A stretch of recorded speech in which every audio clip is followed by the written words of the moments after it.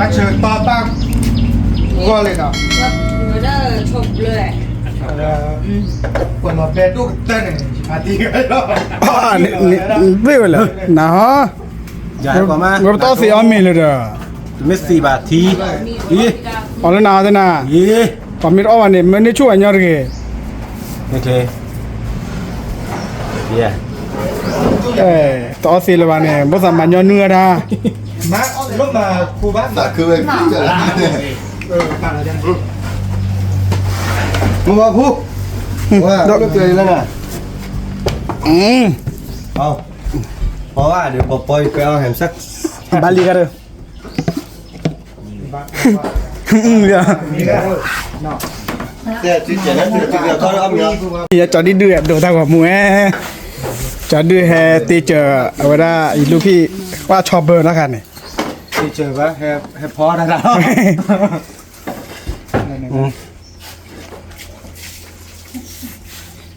ย้อนเล่าอาจารย์น่าอ่ะ นอตีนะนั่นคอดี ลูกว่าเอาขึ้นมาแต่ที่ก่อน น้องวิเพมาหาเด้อยินด้วยให้กิจว่าเลยเฮียเพเอาไว้ตอนนี้โอ้เด้อ เดี๋ยวให้เกมไม่ซื้อเดี๋ยวแกเราขึ้นมาที่เลย ดอกกิโลเนี่ยไอ้อยากที่กับเล็กตัวก็ น้าบรูนะเว้ยบรูอ่ะยบรูเว้ยพอตามึงแค่กี่ได้บรูเขาขอโชว์ความนะบอลบ้ามันหรอนะเลิกลุ้นเลยจี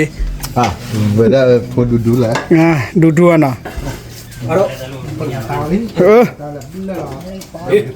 บ้านลีวะเดียร์ ตัวเงยตัวครูบ้านแบบตั้งหน้าเจ็บ แต่แค่ดอกเบี้ยชอบเบอร์นะก็อย่าเลิก 讲哪了？ ฮะ 回了的， เราตัดกินแล้วเลยนะ ยาโดสิเขาจื้อสิเขาข้อละอ่ะอย่าดีเว้ยบรู 比较辣不是？ นี่ ยาวแล้ว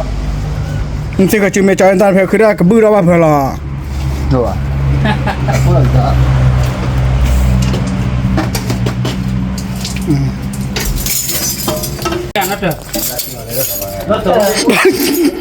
不要去哪里？ ไม่ใช่เราโชว์เตอร์ละนี่กันเลย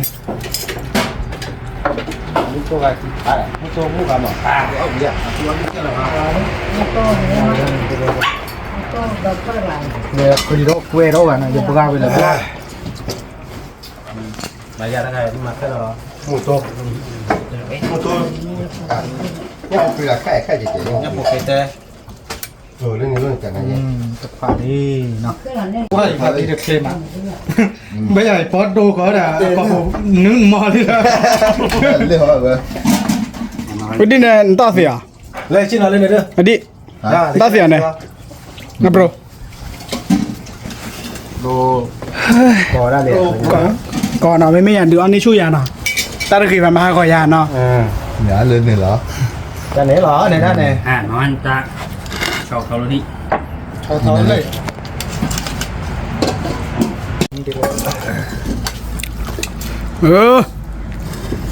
ได้เลย 哪去哪？ นี่ตัวแบบพันลินอะไรเนี่ย 在哪？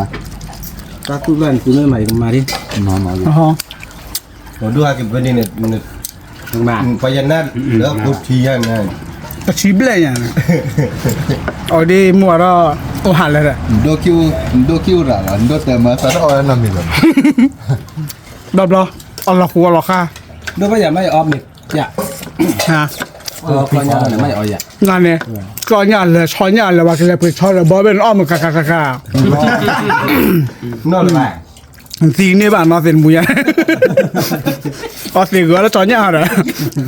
เดี๋ยวที่บ่นเดี๋ยวทุนน้องว่าเราไปพอเราชอตเรากินก่อนดู เดินเลยลอเลียดิอ่ะ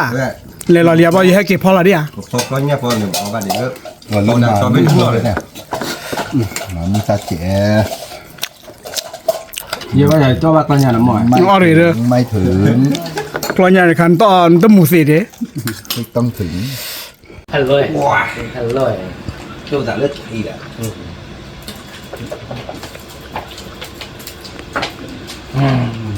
ก็ขอกำแหงนี่แกขอสุโพธนั่นเจ้าหักเฮ้